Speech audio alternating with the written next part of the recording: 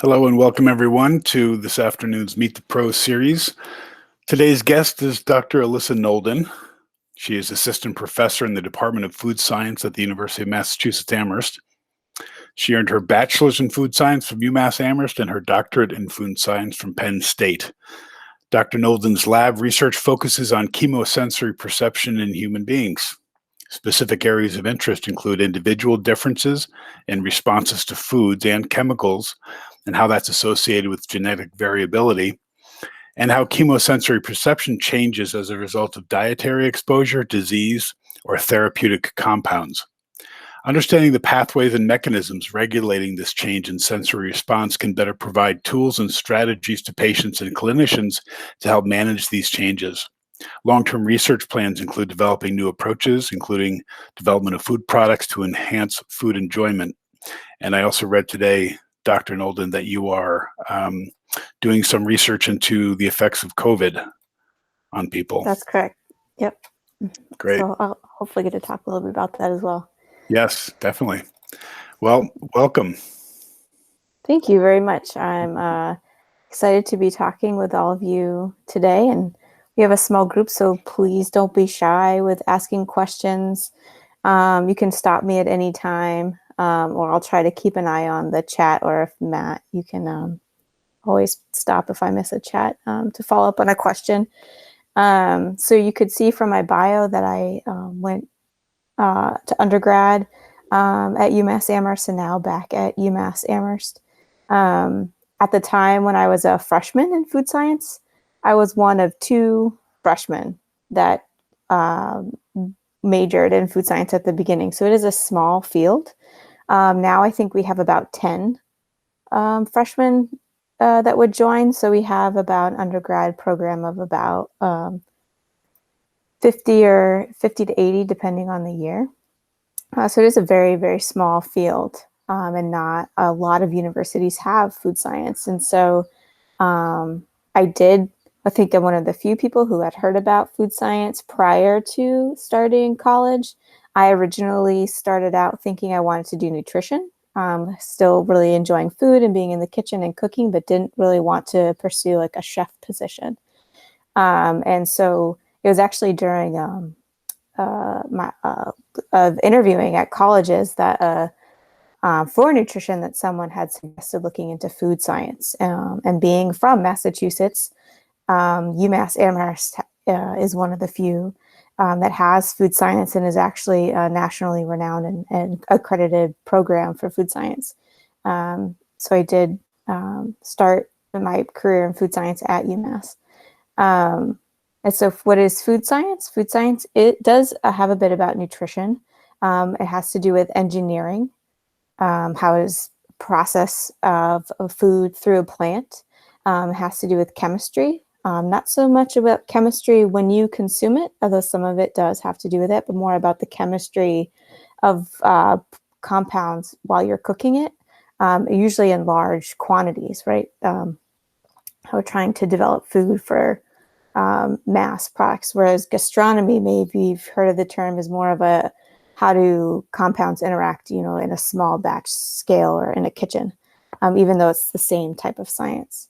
And it also includes microbiology, so food safety. How do we track food safety and how do we ensure that a food is safe? So it is a lot of different fields, including sensory science, which is what I specifically study. While there are people who study sensory in terms of animal response to food, I specifically focus on human response. So people are even looking or exploring within mice, within zebrafish, trying to understand the taste and smell system. Like I said, I specifically focus with humans.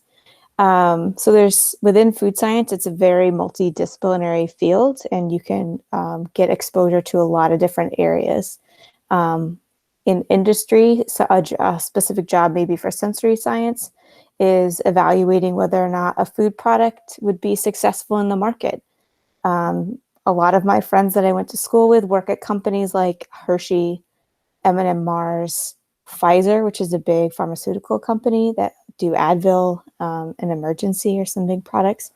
And And then there's some smaller companies as well, or local companies such as Ocean Spray or Ken's Food, or Hood is another example. And they would maybe determine whether or not a new line extension would be popular, or maybe they need to reduce costs and they need to change ingredient, or they no longer have access to an ingredient. So something like chocolate, which is very fluid, you don't always have access to the same varieties. And so you need to ensure that consumers are going to still be accepting of the product. Or maybe you want to make it healthier and you want to reduce the fat content without people noticing. And you need to do a sensory test to see if people will notice a change. So that's an example of what someone in the field of sensory science within food science would be doing. One of the most popular jobs within food science is something called product development. And that's the actual development of the product or line extension. There's a lot of development of new products, but a lot of them fail. Sometimes you have a quick turnaround where you need to develop a product very quickly and get it to market. Or sometimes you spend years developing a product and ensuring it's going to be the best it can be for a specific target audience potentially. So that's a little bit of background about what does a food scientist do in industry. But as someone who's not in industry, I look to my colleagues really to get the insight on what is in industry. And so as a researcher, I do something very different than maybe folks that do food science in industry. So as Matt mentioned, I did my graduate work at Penn State. They have a very prestigious food science program as well. It's actually a bit bigger than UMass. And I did my master's and PhD there. And part of my training there exposed me to something called clinical translational sciences, and trying to apply what I was doing in a more clinical aspect. And I would say this combination of food science and clinical training is rare and allows me to do research in areas that aren't normally combined, such as the clinical evaluation of taste in cancer patients and how we can study that over time. And so it was actually during my graduate program there that I started to think about going into academia. And from there, I did something postdoctoral work in Philadelphia at the Monell Chemical Senses Center. And so this is a center that focuses on chemosensory perception, so the sense of smell and taste. And most of the faculty there actually do animal models outside of the human. So I was actually a rare person there, but got great exposure to clinical subjects there, specifically within head and neck cancer. Looking at the differences or similarities to differences in maintaining taste function between different types of radiation treatment for head and neck cancer patients. And that was quite eye-opening for myself. And that led me back to UMass into food science again. And I believe I'm one of the first sensory scientists, if not the first sensory scientist that they've had in the department. So trying to integrate myself with the faculty here. And it's kind of broadened my research and what my students work on. So talking about some of the research that we're doing now, still have a very active group looking at taste changes in cancer patients and cancer survivors and how that impacts whether or not they're something like a foodie who really is involved in food, or food preferences. How do they still like the taste of chicken, or do they try different foods because of their experience with their taste changes? We have another group looking at the sensory response for plant-based or alternative meat products. There's not a lot currently going on in terms of how consumers perceive them. There's a lot about how do they make them the same texture, but a lot of the times they're doing mechanistic measurements and not actually having humans try it and respond. Something like texture can be very difficult to describe. So we're starting to do work with that. And then Matt mentioned we're being involved in some COVID research. So loss of smell and taste is actually now listed as one of the symptoms, official symptoms of COVID.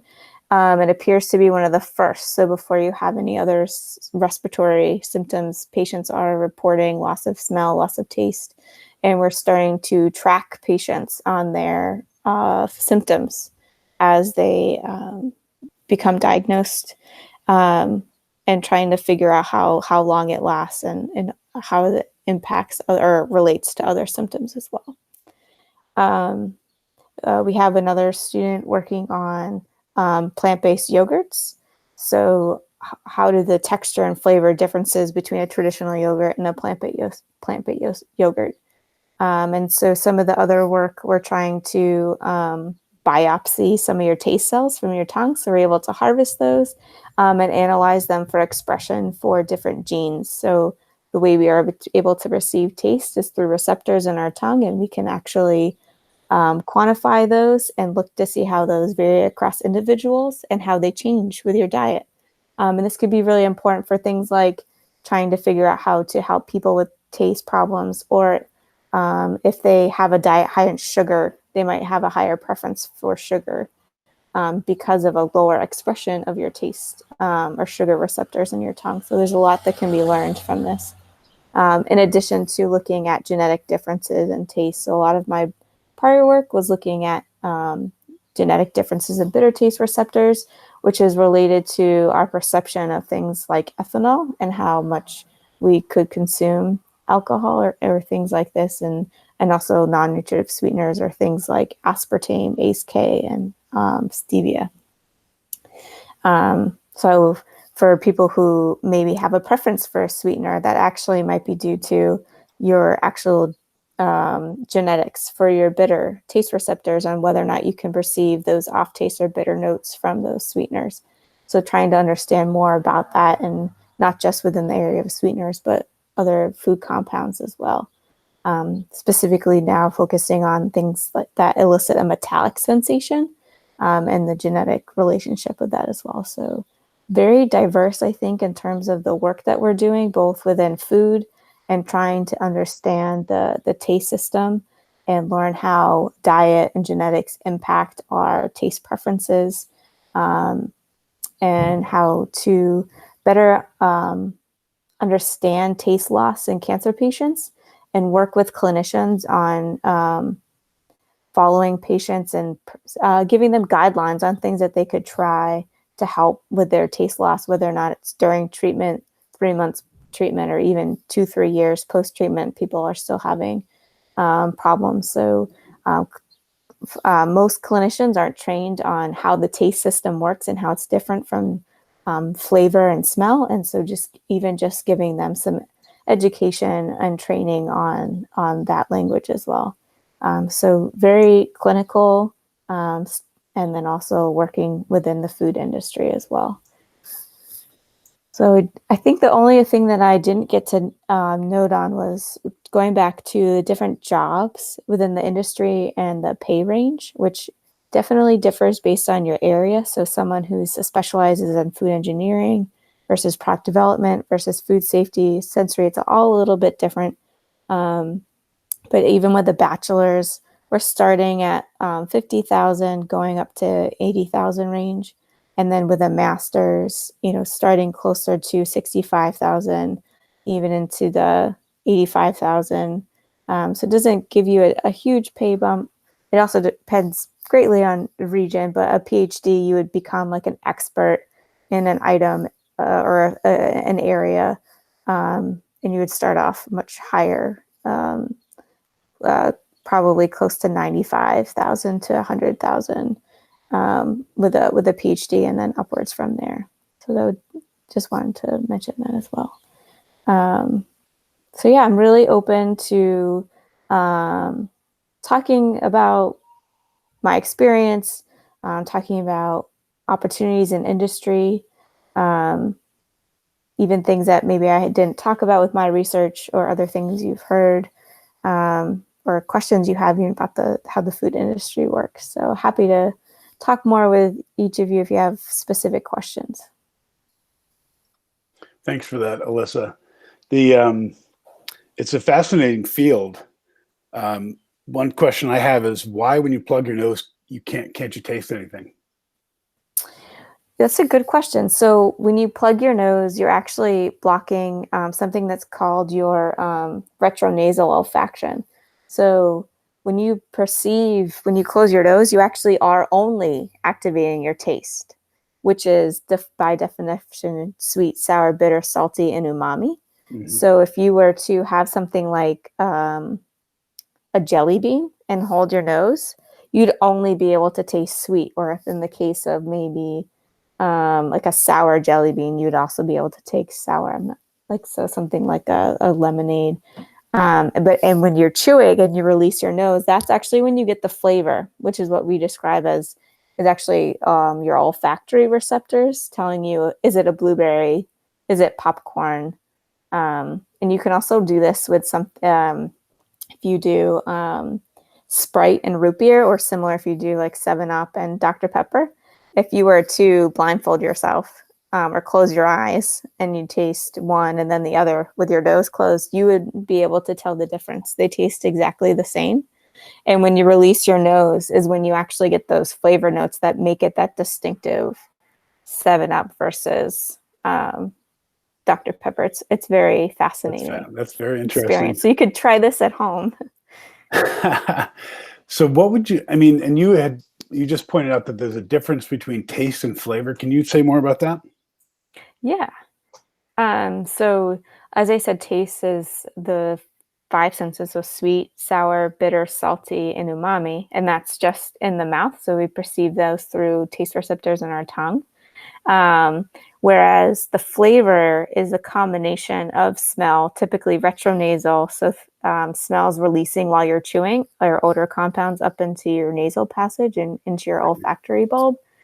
Whereas like smell outside of the mouth is called retronasal olfaction, and orthonasal olfaction is smelling. So if you block those either before you're eating or during, it really impacts your flavor. And so this is relevant for COVID.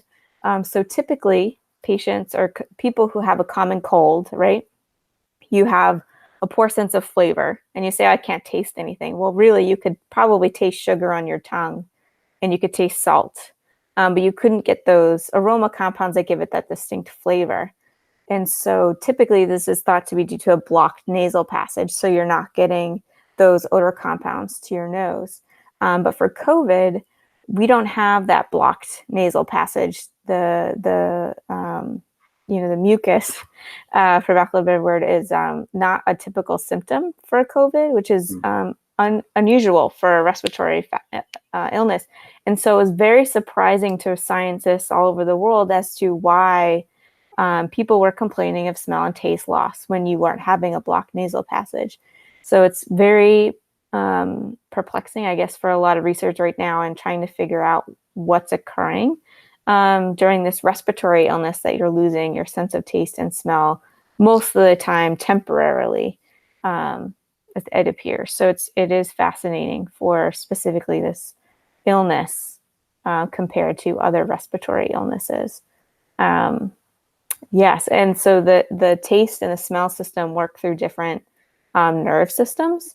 So you can have, something like if you've had a lot of ear infections, you have a lot of inflammation in your ear, which is right near the nerve that carries your taste information. So even with children who have a lot of ear infections or little might have a damaged taste system because of repeated inflammation of the nerve. Yeah. So it's a little. Those are some facts about the difference between taste and smell and flavor. And then there's a whole other area that's called chemesthesis, which is the oral burn or cooling of the mouth. And so while these receptors are all over, so you can, if you are cutting chili pepper, your fingertips can burn. You can also touch your face and you get that burning sensation. Well, it's the same receptors in your tongue that get the heat from chili pepper, and a different set of receptors for the cooling of something like mint or mouthwash. And so that's actually a whole nother system that isn't part of our definition of taste or smell. Fascinating. But can have, impact on flavor. So those chemosensory experiences you would consider separate from the 5 taste factors? Yes, so chemosensory is encompassing of smell, taste, and chemesthesis, but we Okay. specifically, those would be those 3 areas, and they all fall under chemesthesis. I'm sorry, chemosensory. Got it. And they all contribute to flavor. Okay. Right. Yeah. Very, very interesting. Any question from you two guys? I have a question. I have a few questions, but I guess I'll ask the more relevant ones first because I don't want to take up all the time. But I was just wondering, for the first bit, what would you say are the most lucrative fields with that you can get into, or jobs that you can get with a food science degree? I would say, in terms of lucrative, you mean in terms of in terms salary? Yeah, salary, and also with relation to growth as well. Good question. I actually may be biased, but sensory scientists, usually you don't get a job right off the bat in sensory with a bachelor's. Typically, you get additional training to become specialized in sensory master's. And so thinking about the master's level, sensory actually makes them more money because there is fewer people trained in the area of sensory. But I think product development has a much more diverse growth. So if you were to start in product development, and I think that's more of the sought after jobs by bachelor students, you have a lot more opportunity for growth and moving within a company when you have the experience of product development, because it's kind of like the center of the food company. And then you can work with the other groups and then usually transition within a company to different groups, such as they usually have something that's a group that's specific for line extensions, or they'd have a group specific for new product development, which is usually the group that a lot of people would like to be in because it's kind of the more creative group. But then there's also within a company the track of going up in terms of an expert, and then there's the track of once you get to a certain point, you're more of a manager and more of a overseer of people rather than of a specific product that you're developing. So those are kind of the different tracks within a company. And I think even with sensory, you become more of the sensory scientist expert, and then towards the top, you're managing people and not so much actually doing the sensory on the specific products. That's an important point that I want to kind of second.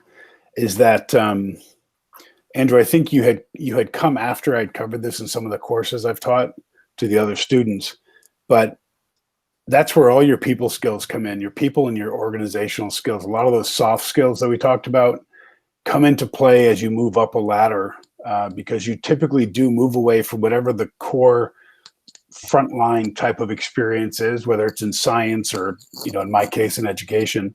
You move up the line, and then it becomes about managing teams of people. And that's the case whether you're building cars or, developing new food products and things like that.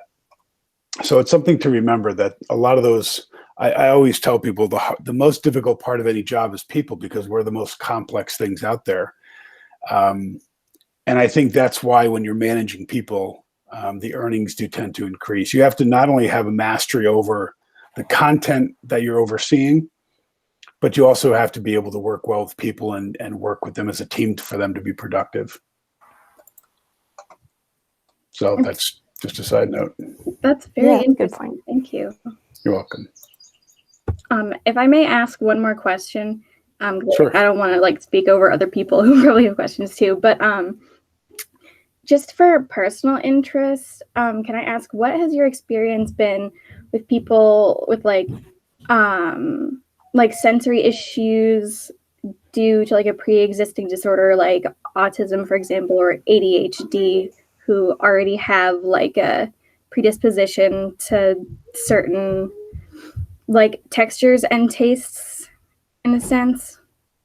Like just in general, because I was curious.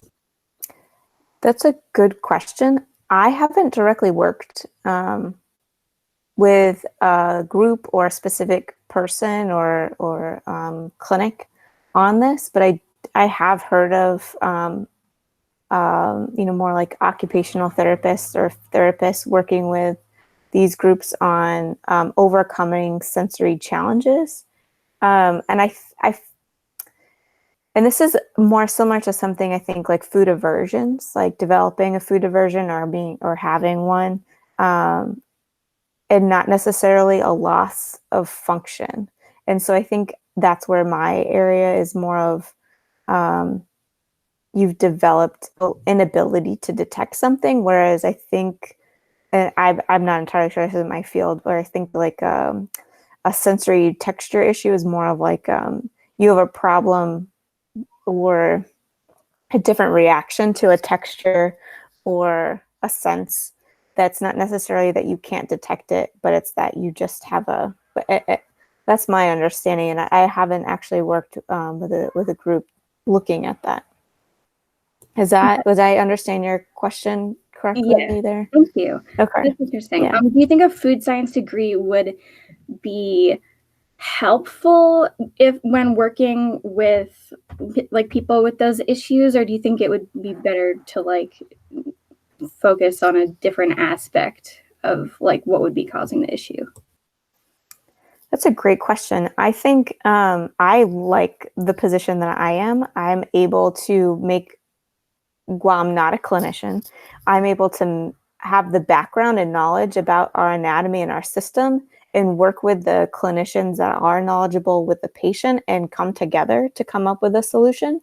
And I think that's very innovative and novel that we haven't really had this. And so I think one example I didn't actually talk about is patients with dysphagia, which is a swallowing disorder, which can arise for a lot of different reasons. And I'm able to work with these clinicians and coming up with novel ways of how do we help patients overcome this challenge when the current treatment is unpleasant. It's usually a thickened beverage that has very minimal taste because the thickeners minimize this taste. And so I think that in my position, I'm able to bring a lot to the table to answer a critical problem, but I am not knowledgeable in more of the clinical side. So I think that's where I'm still learning and training. And so I'm not saying that that would be the direct path for you. So maybe you can't come at it from a different way where you have more of that occupational clinical training, and then get additional training through other people to be knowledgeable on the taste and the sensory system. Because I think that's definitely, there's a lot fewer people that have both of those sides. So I think you could come at it either way. I would say that I didn't learn about the taste system and the anatomy until my graduate work. It wasn't something that, I'm going to be teaching it to undergrads now as much as I can, but it is not, a bachelor's in food science wouldn't necessarily get you the background in the anatomy and taste system, unless if you found a specific program that had classes that describes that. So Penn State undergrad program does, but I would, you'd want to make sure if that's the training that you wanted to get or the education that you wanted to get, that it was included in the undergraduate curriculum, or you at least had access to the graduate classes that would teach that content. Is that helpful, Andrew? Yes, thank you. That's really, really interesting. Wow. Yeah. Okay. Yeah, so that's something that you're interested in. I'm happy to even talk with you about like other food science programs that might offer that background. Yeah, that would be great. Thank you. Krish, did you have a question? Yeah, I was just wondering what some of the major fields of research in food science are currently. That's a big question. So with every food science department, they usually have a specific area of interest. And our department is very focused. We have a big program on something called emulsions. So like butter is an emulsion. It's a mixture of oil and fat, and actually so is a hot dog. But so they're very interested in the interactions of the lipid layers between oil and water. And they typically are looking at health benefits. So how can we deliver functional foods to individuals more effectively?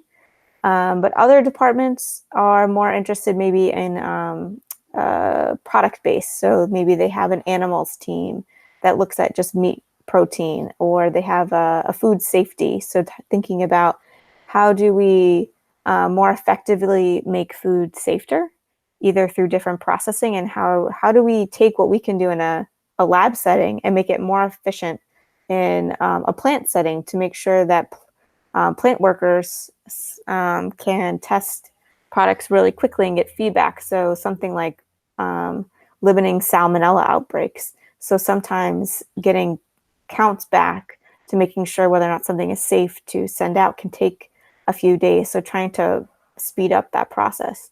And a lot of handheld devices that could maybe be more effective in determining and more rapid in their testing. So I think it's almost too broad to give a really good, accurate description on some other research. I can talk about more about within UMass. We have I have a colleague that actually studies microbes in breast milk and how that can impact fetal development, or more new infant development. Breast milk versus formula fed, they're different. How does it impact the gut bacteria in the child over time? So it's very, very diverse in terms of food science. And I would say even within our department, our faculty don't all have food science degrees. As I mentioned, it's engineering, micro, nutrition. So even some of the faculty that teach within the food science department are coming from other fields. We're very a diverse group of individuals. So if you have like an interest in a specific topic, I could talk more about maybe some research in the area, but it is very, very diverse, and can be anything from looking at a single microbe or a single compound to studying whole food products like mushrooms, beef, chicken, blueberries. Like it's very diverse. Yeah, I was thinking more like microbiology, the overlay between food science and microbiology. Yeah, that's a great area. I can talk in detail a little bit more about what I know about our department here at UMass and Penn State, because those are the two I'm most familiar with. Here we're looking at biofilm formation, and mostly about within process flow lines, and how do we more effectively clean, and what kind of detergents clean, how long does it need to be exposed, how often do you need to clean, those types of things. Penn State is more commodity based. So they're using, how can we use maybe UV light or radiation? How long does it need to be exposed for? How often? They did specific things on mushrooms to make them more safe to eat. And we also have extension workers, so extension faculty that work directly with industry partners to come up with solutions to their problems as well. One big topic is farmers markets are becoming more popular, but they might not always have the background that they need in terms of food safety, such as hand washing. And so trying to educate farmers markets on how to properly handle food, making sure hand washing stations are available, and making sure that they're processing their food appropriately. So sometimes smaller groups might not know about how to make foods in a safe way. And so having training or people coming into their production facility and helping them learn how to be safe in their production of food. So it's food micro is more about the food safety, the component. Thank you. Yeah. I've been interested this year to with my wife to try some of the meat replacement products. And I have to admit, I was pretty skeptical at first, but I've tried a few, and there's a couple that specifically, I'm blanking on their names right now. They are pretty persuasive. Yeah, this area is very interesting to myself and the department, coming from both the actual ingredients and how do we make it structure and taste good, but then also the consumer side of what's going to make you try, and what's going to make you have that switch. And there's a lot of the products now are really targeted at people who might be interested in making an sustainable impact, or trying to replace a burger that tastes exactly like a burger. I think there's a lot of opportunity out there, and there's actually been a lot coming out with these companies that produce these products are reporting substantial growth right now, maybe either due to a lack of meat available, or coming to light the safety issues and concerns around meat packing. So it's very, very interesting. We do have a study out right now about meat attachment. So how often do you eat meat? How much is meat a part of your diet? And how much are you willing to make a change in your diet? And what would make you or convince you to make a change in your diet? Is it that it's going to be healthier? Which isn't always the case, to be honest. Some of these alternative meat products, they are more processed than animal products. They might not be as healthy, or maybe they have similar protein, but they're high in fat and high in salt to make them taste good. So there's a lot up in the air right now, I feel like, with these products, but there's so much variability of these products across the board. And I'm hoping to work. We actually had a study approved, and we're about to do it right after spring break, comparing all the top burgers or alternative burgers with the dining hall here at UMass. That's a great study area.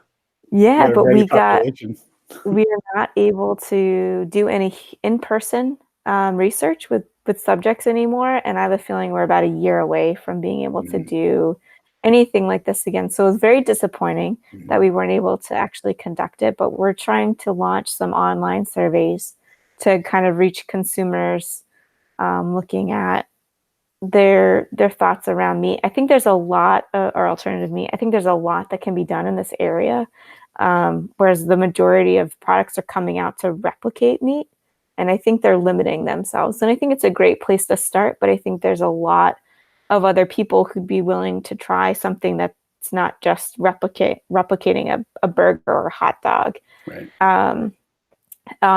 And thinking about people who are already a vegetarian or vegan, why are they interested in eating a burger? Might not be for them, but they're also looking for products that might be high in protein.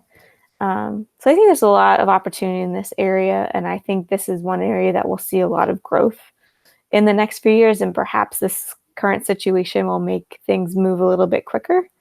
But I think a lot needs to be done in terms of educating consumers about processing, because that's a big negative word right now, but also the nutritional aspect as well that maybe they might not be aware of. Right. No, You don't want to be misleading.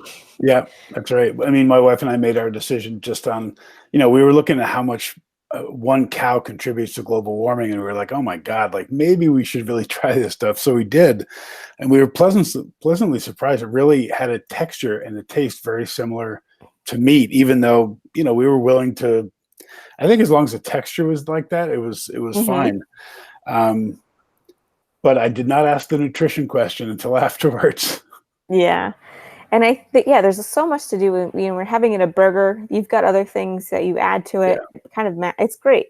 I had for the first time a hot dog, and I thought it was gross. Yeah. But I think it also, you got to pick the right brand. Some brands are much better than others. I heard Impossible Burger and Beyond Meat are like the top ones to try. But not all grocery stores. I mean, here in Belchertown, I find that, the options available to me are not as variety as Mhm. maybe, Whole Foods and Amherst. So you have to know where to look, and then if that's your first try, you might not be interested in trying something else that could possibly be a lot better. Right. And then would you be willing to maybe mix it with tomato sauce and would you be willing to cook with it at home versus just having to throw it on the grill? Yeah. I think is the next step of making maybe a meat sauce, which I think has a lot more opportunity to be masked. Yeah, I agree. Yeah. But I think people have to be willing to, how do I even cook this at home? There's Right. a lot of uncertainty that people, might not be willing to experiment with. Yeah.